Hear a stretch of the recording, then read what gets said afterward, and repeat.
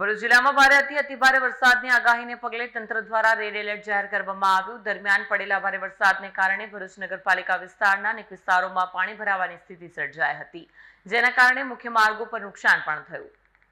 ભરૂચ તંત્ર દ્વારા વરસાદ અંગે મળેલ રેડ એલર્ટ દ્વારા ભરૂચ જિલ્લામાં ભારેથી અતિભારે વરસાદની આગાહી કરવામાં આવી હતી, જેમાં ભરૂચ નગરપાલિકાના ઘણા વિસ્તારોમાં પાણી ભરાવાના બનાવો બન્યા હતા। હાલ વરસાદ બંધ થતાં ભરૂચ નગરપાલિકા દ્વારા ત્વરિત ભરૂચ નગરપાલિકા વિસ્તારના અલગ અલગ મુખ્ય રસ્તાઓ પર ભારે વરસાદના કારણે થયેલ નુકસાનને તાત્કાલિક અસરથી રિસ્ટોરેશનની કામગીરી બ્લોક તથા wet mix material patchwork sanitation વિભાગ દ્વારા સાફ સફાઈ તેમજ દવાનો છંટકાવની કામગીરી હાથ ધરવામાં આવી છે।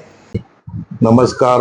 સતત 2 દિવસથી વરસી રહેલા વરસાદના માહોલ વચ્ચે આજે મેઘરાજાએ વિરામ લીધો છે, ત્યારે ભરૂચ નગરપાલિકાના કર્મચારીઓ, ભરૂચ નગરપાલિકાના પદાધિકારીઓ શ્રીઓ દ્વારા વિવિધ વોર્ડોમાં સફાઈની કામગીરી ચાલુ રહી છે, દવા છંટકાવની કામગીરી ચાલુ રહી છે, કેમ કે પ્રજાજનોને રોગચાળો ના ફેલાય તે માટે સતત વોર્ડોમાં દવા છંટકાવની કામગીરી નગરપાલિકા ટીમ કરી રહી છે।